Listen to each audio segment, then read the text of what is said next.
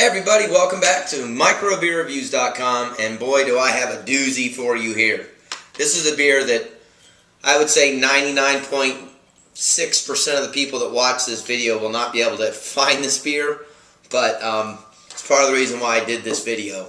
So if you're out traveling and you go by a brewery or you're in a store and you see it and you're in another part of the country that you don't live in, you can read about it and maybe try it.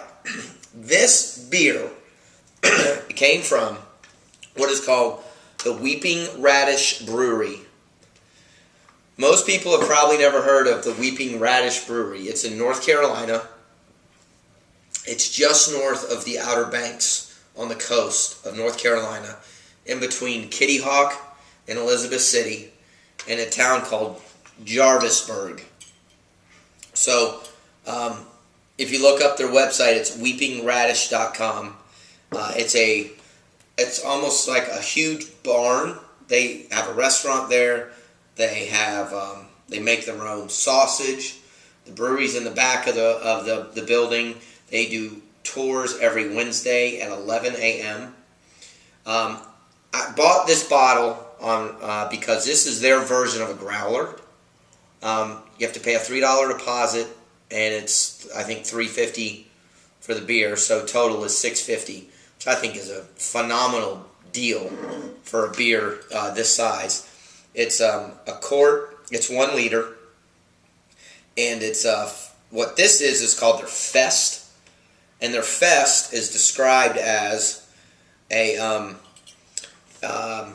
European lager. They don't give you a lot of information about how they brew it and what they brew it with, but they call it a European amber lager, which is what it looks like. Very amber in color, nice thin head on top.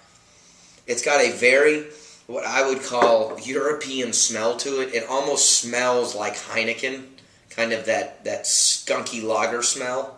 Now, it's not in a green glass like Heineken, but it has, they describe it as an orange and red in color, medium body, distinctive complex malt flavors, moderate hop bitterness. 5.2% alcohol, and IBUs are 35.5. I've never seen that either.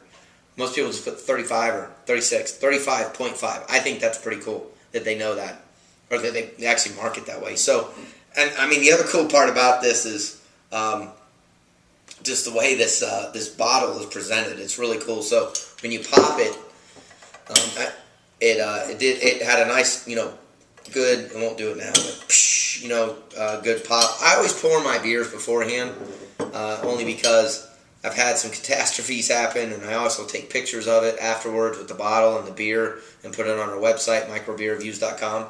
But this is a really cool beer. I bought this one and another one, but they told me that this was their most popular, the Fest, and I can see why. It's not too thick. It does have a medium body. It's got a nice flavor to it. It's very malty, and it definitely has that, like what I call that European type flavor to it, with some of the bitterness malt combination. The other thing that's cool about this is it does say that they have private beer labels available at Weeping Radish. They do weddings, corporate gifts, and special beer events or special events. And they're very, on the side of it, it does say it's made from all natural ingredients, 100% German malt, 100% German noble hops, 100% German yeast, and 100% pure water, which I think is pretty cool. So this is really, I think this is one of the more unique beer reviews I've ever done, only because it is so limited for what most people can find. If you ever are going to go to the Outer Banks, you can find this on your way down south, coming into the Outer Banks, going into Kitty Hawk. Or if you're going to go to Hatteras and you're coming in from Virginia, north to south, you'll go right past this brewery. So I hope they get a little bit of playtime off of our review. It's a great beer. It was a great value, I thought, in a very cool, unique glass. The beer itself is I don't think something that everyone will like because it's not your average lager. It is your European type amber lager. Hence that kind of Heineken-y aftertaste. I just invented a term. But I like it a lot. I will go by and buy it again. I would probably rate it about a 3.5 on a rating scale between 1 and 5.